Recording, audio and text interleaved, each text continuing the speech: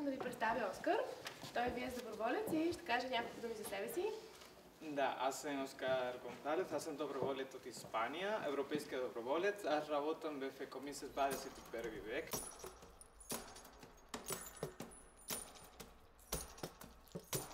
Вчера беше една презентация с студенти от ЕСАРК Йосеф Първото, езикова гимназия тук в Ловеч. Беше една презентация за екология, за рециклиране, защото в Ловеч не е нормално да рециклирам. И това е много важно неща да трябва да започвам сега в България. Вчера беше една фотоизложба и аз и моя колежка Кася Стосек искаме да покажа какво бяха наши инициативи тук в Ловеч. Всички инициативи да ние правихме заедно с среда, с популация от Ловеч и ми харесва много да покажа това. These pictures are more or less about one event.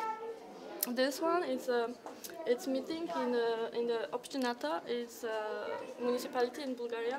We are also involved in every single project in a commission in our organization. So if there is something like event, we are involving, and our work include everything, like from stamps on the papers if they need it, to creating flyers and speaking, promoting EVS, promoting our countries and our organization.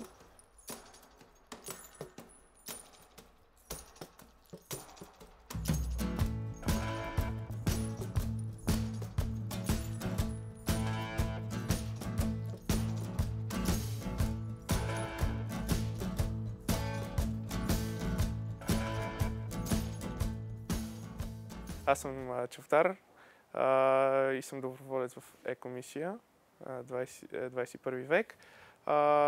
Също бих искал да се занимавам с EDS, доброволчество в Европа.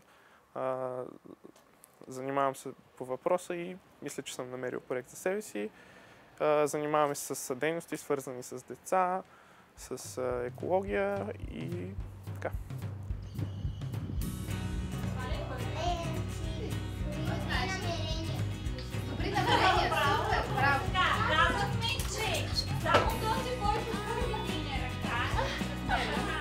Една нейлонова турбичка се произвежда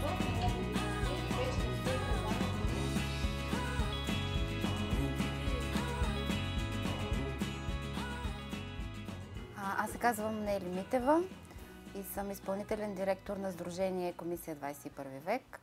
Организацията работи основно в региона на град Ловеч и е създадена през 2001 година.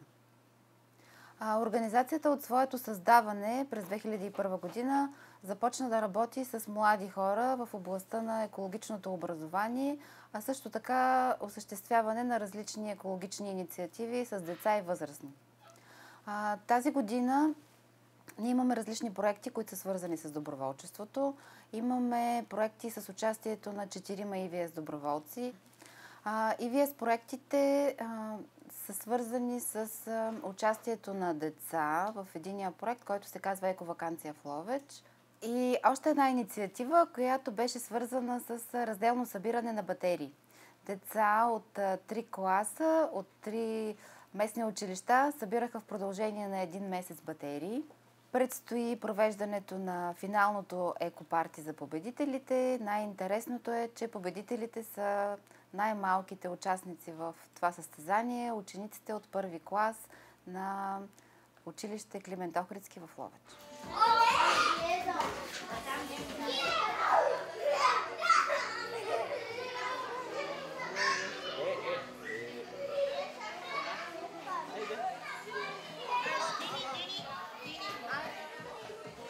And now we have this party with the winners of the battery championship. They had to collect batteries and the school. So they are here. We are having a party. Quite nice.